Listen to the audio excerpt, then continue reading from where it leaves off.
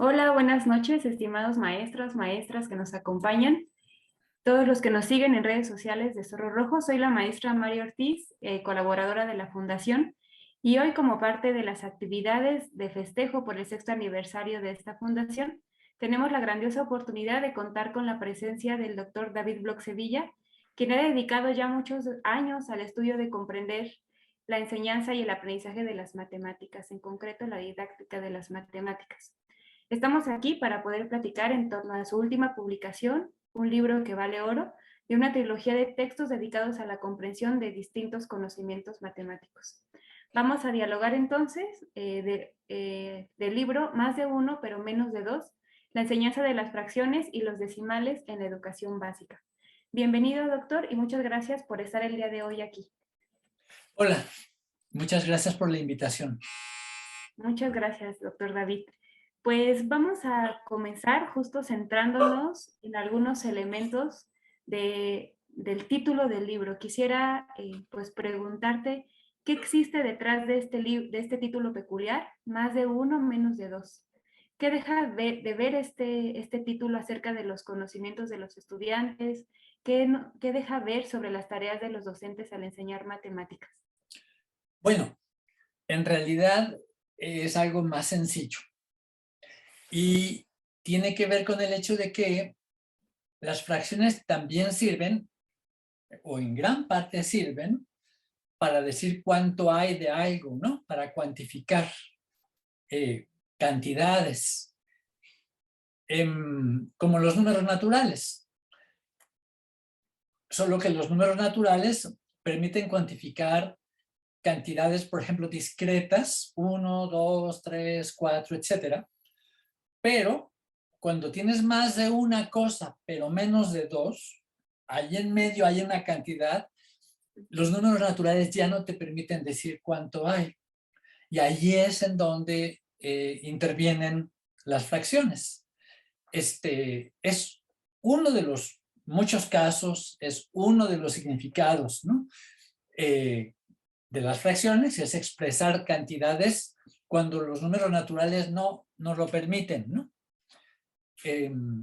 Bueno, no solo es uno cualquiera, es uno muy importante, con el que se empiezan a estudiar, de hecho. Muchas gracias. Oye, y sobre todos estos caminos que nos andamos los docentes junto con los alumnos para poder acercarnos a estos conocimientos matemáticos, un aspecto en el que nos preocupamos mucho en el aula y nos ocupamos de él, es decir, le invertimos mucho tiempo, es acercarnos a las fracciones a través de los algoritmos convencionales. Y me parece que en el libro pues se plantea un poco un camino distinto, si no me corregirás, pero nos invitas a no poner en el centro de la enseñanza los algoritmos, que los alumnos, pues sí va a llegar un momento en el que se acerquen a la suma, resta, multiplicación y división de fracciones, pero no será lo central. Si es así, esa es la perspectiva, y si es así, ¿qué debemos promover los docentes cuando trabajamos entonces con las fracciones? ¿Qué debemos hacer antes de los algoritmos? Bueno, es completamente así como tú lo acabas de decir, ¿no? Y a lo mejor un solo ejemplo lo acabaría de ilustrar, ¿no? El algoritmo para multiplicar fracciones es muy sencillo, porque se multiplican los numeradores, se multiplican los denominadores y ya, acabaste. Aprenderse eso no es nada complicado.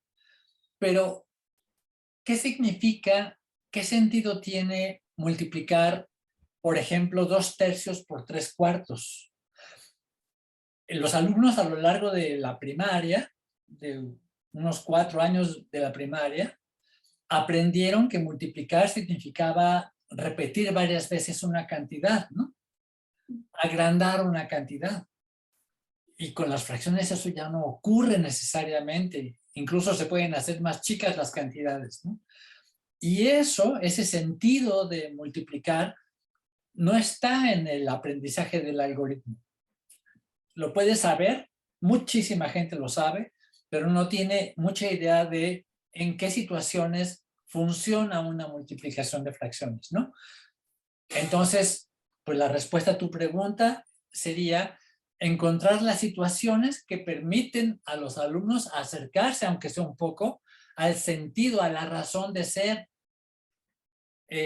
a su razón de ser, ¿no? a las situaciones que permiten resolver. Eso es un poco la meta. Y dejar los algoritmos para el final, es decir, si en algún momento, como tú lo señalaste, puede ser necesario aprenderlos, y digo puede porque en la primaria hay varios que no es necesario aprenderlos todavía, como el de la multiplicación. El de la suma de fracciones, yo diría que en la primaria, pues en los casos sencillos tal vez sí. En el caso común no es urgente aprenderlo, no lo van a necesitar mucho ni lo van a usar mucho, pero bueno, si el programa lo dice, pues a lo mejor hay que hacerlo, ¿no?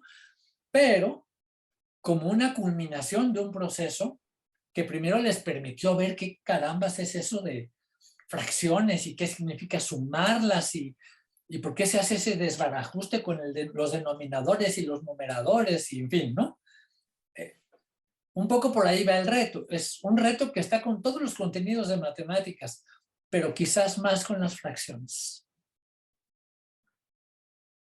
Y qué interesante que en tan solo 2 preguntas nos dejas ver, creo, 3 aportaciones del libro, ¿no? Esta realidad de que las fracciones tienen distintos significados, entonces que hay que construirlas con sentido y que hay que aprender a hacer eso, ¿no? Y que creo que el libro, estimados docentes, nos puede ayudar a eso y identificar en qué situaciones sí funcionan, ¿no?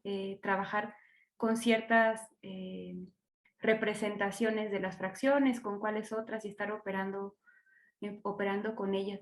Y hago este recuento porque los maestros todo el tiempo estamos preocupados por enseñar a nuestros alumnos de la mejor manera y estamos buscando actividades para llevar a cabo en el aula. Y en una parte de la introducción, pues tú nos haces esa aclaración, ¿no? Si es cierto que se van a encontrar actividades para llevar a cabo en el aula, pero tampoco es una receta, ¿no? No ir nada más para ir a buscar y entonces yo implemento a la mañana siguiente, pero también planteas el reto de diseñar, ¿no? No es solamente que los maestros busquen esa situación para implementarla, sino que también vayamos teniendo elementos para diseñar. Y entonces yo te quería preguntar, ¿qué retos tú consideras que enfrentamos los docentes pues para diseñar esas situaciones que realmente promuevan el conocimiento de las fracciones? Porque evidentemente cada una de las decisiones que tomamos para nuestros niños es para ayudarlos y es con esa finalidad, ¿no? Entonces, ¿qué nos pudieras decir al respecto? Bueno, pues, ¿qué te puedo decir? Cuando te avientan al agua tienes que aprender a nadar a fuerza o te ahogas, ¿no? Entonces, si de buenas a primeras tienes que enseñar fracciones y pues con los elementos que tengas a la mano, vas a improvisar algunas situaciones o bien, lo cual no es nada mala idea, te vas a tratar de hacer de lecciones de libros de texto, etcétera, vas a escoger las que te parezcan más claras y vas a empezar con ellas, ¿no? Es decir, creo que no hay otro camino para empezar, ¿no?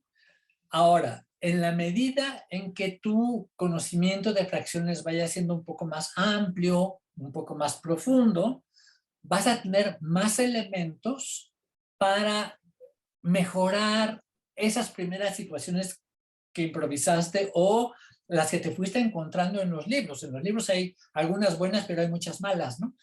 Entonces, pero bueno, para poderlas mejorar se necesita también incrementar el conocimiento que uno tiene. De manera que, pues yo creo que sí, si uno estudia un poco más qué son las fracciones, cuáles son sus significados, cuáles son las situaciones básicas que ya se han identificado, uno tendrá más elementos para en un momento dado adaptar, cambiar, incluso para identificar una buena que hay por ahí en la vida cotidiana, por ejemplo, para tener la sensibilidad de identificarla, que no hay muchas, o para inventarla, ¿no? Pero bueno, eso no se logra de la noche a la mañana, digamos, es un proceso. Y yo creo que este libro, pues, está hecho para ayudar, ¿no? Para ayudar en ese proceso. Y pues un gran reto, yo creo, ¿no? Que nos podamos ir animando a ir teniendo mayores parámetros para esa selección y en su caso también el diseño. compartíamos dentro de Zorro Rojo que consideramos al libro que nos compartes ahora en 2 tomos, de un libro con altísimo valor didáctico, y coincidimos contigo desde lo que se trabaja desde el constructivismo en Zorro Rojo, en que las intervenciones que hacemos los docentes en el aula son fundamentales, ¿no? Estas intervenciones que permiten el diálogo con los estudiantes, pero además que permiten que el alumno interactúe con ese saber o en ese conocimiento matemático que queremos que se apropie, que queremos que aprenda. Y encontraba en tu libro en algunas partes una sección que decía otros aportes que puede hacer el docente durante la resolución de la lección o durante las puestas en común, y yo lo veía y decía, estos son intervenciones docentes, ¿no? Y desde mi perspectiva ofrece a los lectores estos apoyos para hacer esas intervenciones. ¿Qué importancia consideras tú o has puesto tú en el libro respecto a las intervenciones docentes? ¿Qué importancia tienen estas intervenciones? Pues tienen una importancia total, pero dicho de otra manera, son también inevitables. Es decir, no es posible, no existe, aunque lo quisiéramos, que un docente diera una lección que le damos así, tal cual, sin poner nada de su parte. Eso solo lo podría hacer a lo mejor un robot, pero no una persona, ¿no? Es decir, eh, aunque sean muy sutiles cambios, según su percepción, según lo que él siente que es necesario, lo que él entendió, en fin, va a modificar la lección, y además cuando le empiece a aplicar, por más parecido que la haga a lo que está escrito, las respuestas de los alumnos son originales, y él va a tener que ir desarrollando pues adaptaciones, modos de ir adecuando la situación al desarrollo de su clase, ¿no? Entonces, bueno, los aportes de los docentes son necesarios, pero también inevitables, ¿no? O sea, son.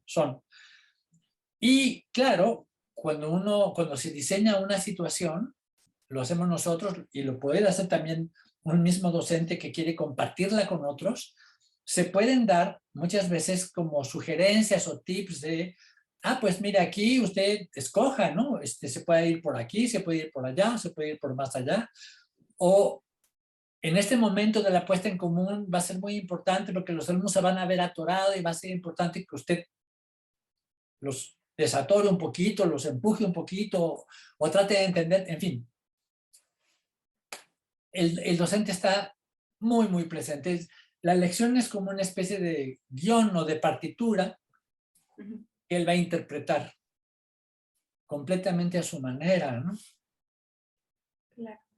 Y ahí es en donde hacemos nuestra la enseñanza, ¿no? Creo, no es el material en sí mismo, sino obviamente lo que hacemos con él y la compañía que damos a nuestros alumnos. Recordaba ahorita, mientras te escuchaba, algunas experiencias que he tenido cuando he acompañado a niños o he indagado sobre sus procedimientos a resolver ciertos problemas matemáticos, que tú planteas un problema y él lo entiende, lo transforma en otro problema para poderlo resolver, y es muy interesante poder ver pues estos caminos que ellos toman para la resolución, más allá de las prácticas que a veces promovemos en el aula como datos, operación, resultado, ¿no? Que a veces ayudan a estructurar y ayudan a tener pues cierto orden, pero también pueden dejar de lado estos procedimientos importantes, lo cual me lleva justo a la siguiente pregunta. Compartía contigo hace un momento antes de entrar aquí en el video en cámara, pues, que el libro me parece muy enriquecedor porque digamos que es un rompecabezas que pone a consideración de nosotros, los maestros, de distintos actores educativos, el análisis tanto de lecciones de libro de texto, de procedimientos, intercalando conceptos de didáctica de las matemáticas con sentido. Y esta parte de los procedimientos nos interesa mucho también en Zorro Rojo porque creemos que necesitamos escuchar a los niños y necesitamos identificar y nosotros recordar que están ellos construyendo activamente en esta interacción con los conocimientos, pues su propio conocimiento, ¿no? Entonces, como un elemento fundamental, este análisis de procedimientos, quería preguntarte, pues, ¿por qué lo retomas tú? ¿Por qué pones a consideración de los maestros distintos procedimientos para ser analizados? ¿Por qué es relevante detenernos a mirar estos procedimientos en el aula? y cómo podemos los docentes ir afinando nuestra mirada para comprender mejor estos procedimientos y entonces intervenir y entonces construir con los alumnos. Muy bien, Mari. En realidad, tú contestaste la pregunta muy buena que hiciste, pero puedo agregar de todas maneras un poco más, ¿no? Gracias. Bueno, como te dije hace un rato que platicábamos, a mí me gusta, me parece como muy útil esa integración que hay en el libro entre la teoría didáctica, digamos, el conocimiento y el conocimiento matemático, ¿no?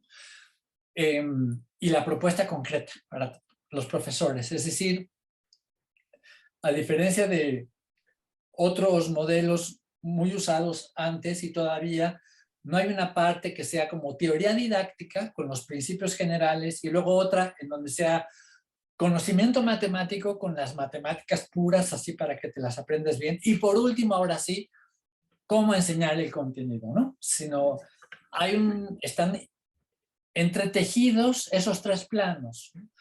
Se van planteando situaciones, problemas, esa te faltó, problemas para los maestros, Claro. que pueden ser problemas de matemáticas para los maestros, pueden ser analizar lecciones de libros de texto que están funcionando en la primaria, y pueden ser procedimientos de niños que están tomados de investigaciones que hicimos, porque de hecho gran parte de lo que se presenta en el libro viene de trabajos que se hicieron de investigación, ¿no?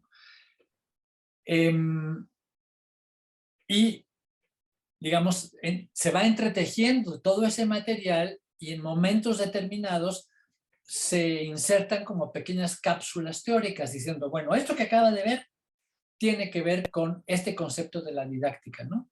O esto que acaba de ver tiene que ver con tal concepto de matemáticas, si usted quisiera profundizar, pues puede ver tal cosa, ¿no? Pero en realidad, tanto las cuestiones matemáticas como las cuestiones de teoría didáctica se van desprendiendo del entramado que hay de problemáticas que se le van presentando al maestro muy ligadas a la enseñanza. Y sí, es una característica del libro que creo que viste muy bien y que a mí también me parece pues interesante, ¿no? Mucho. Y Ujú. pensaba mientras te escuchaba que haces buen uso del constructivismo, es decir, predicas con el ejemplo en el propio libro, Ah, ¿no? pues sí, Un poco lo que estás planteando a los maestros que claro, tenemos que ir haciendo con los niños, ¿no? totalmente, Es- totalmente. Es decir, no es un libro en el que primero leas para que después apliques, ¿no? exacto. Sino, Perdón, como en las matemáticas tampoco esperamos que primero aprendamos la suma para entonces resolver, ¿no? sí, Y más o creo menos. que es un reto para nosotros como maestros, como asesores pedagógicos, como supervisores que acompañamos, como, digamos, distintos actores, podernos ir haciendo de estas herramientas para ir, pues, profundizando y acompañando a nuestros alumnos.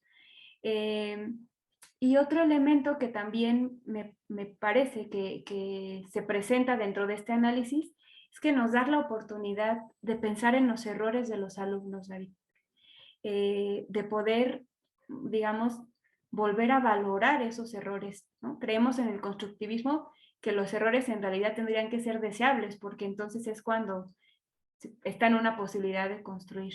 Entonces, ¿qué nos puedes decir sobre este concepto importante del error visto como desde la didáctica de las matemáticas respecto a las fracciones? Ok, pues varias cosas, pero muy brevemente, ¿verdad?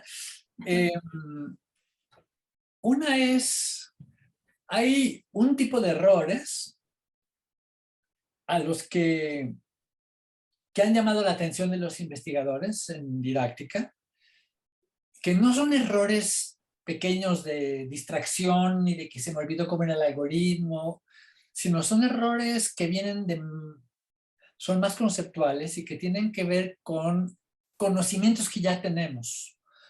En el caso de las fracciones, esos ocurren mucho porque los alumnos se enfrentan a las fracciones con un conocimiento bastante fuerte de los números naturales. Naturales. Ujú. Y entonces, hay muchas ocasiones, o varias por lo menos, en ciertos subtemas, en donde van a tender a aplicarle las propiedades de los naturales a las fracciones, a los racionales, y eso los va a llevar a cometer un error.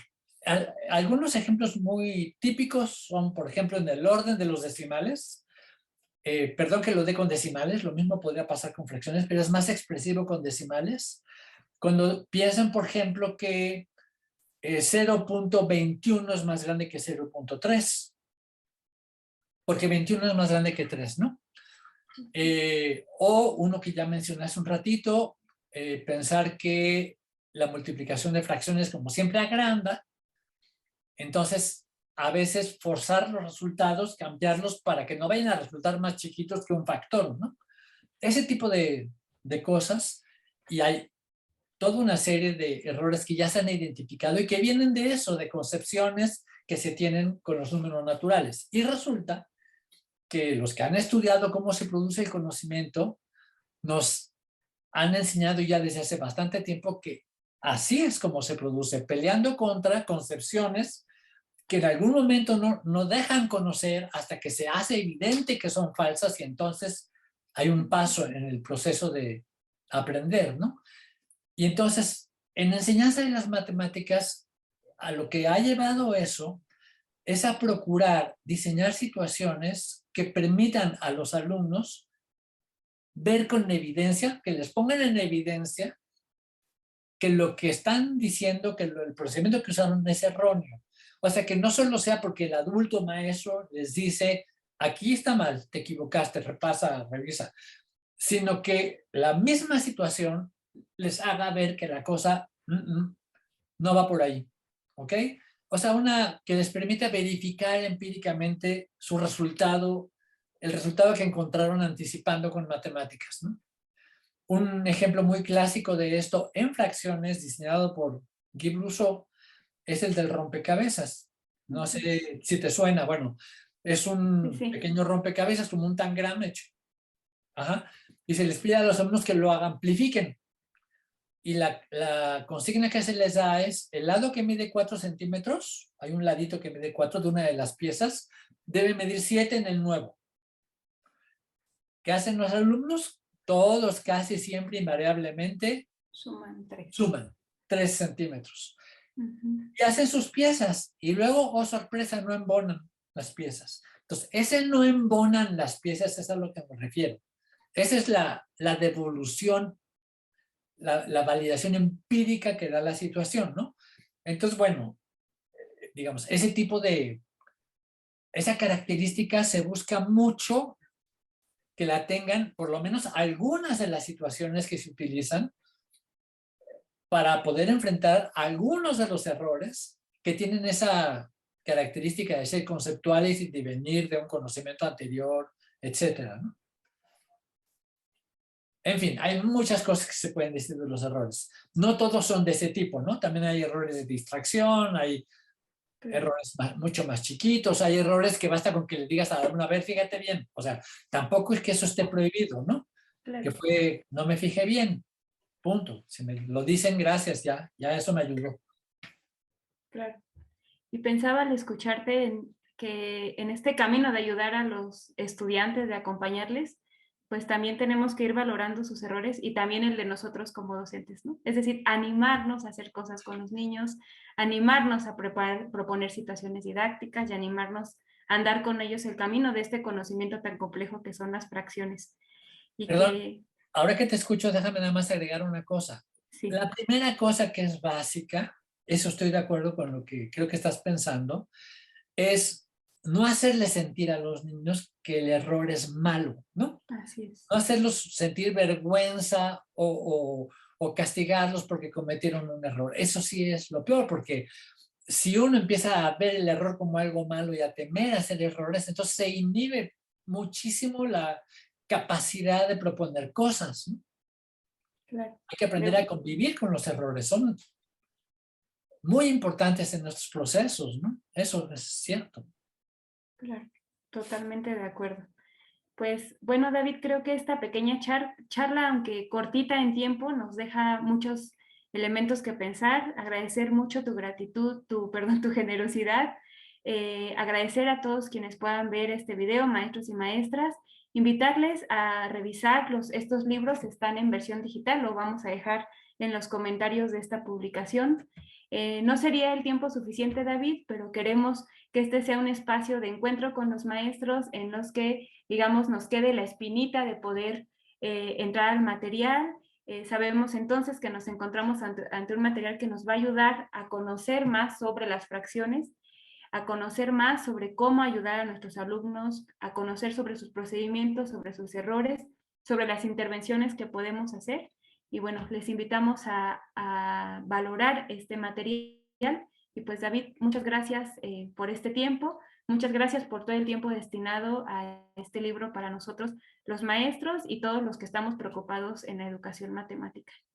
Muchas gracias. Pues muchas felicitaciones a la Fundación por su cumpleaños. Muchas gracias. Estamos Que les vaya muy de bien. manteles largos. Seguimos.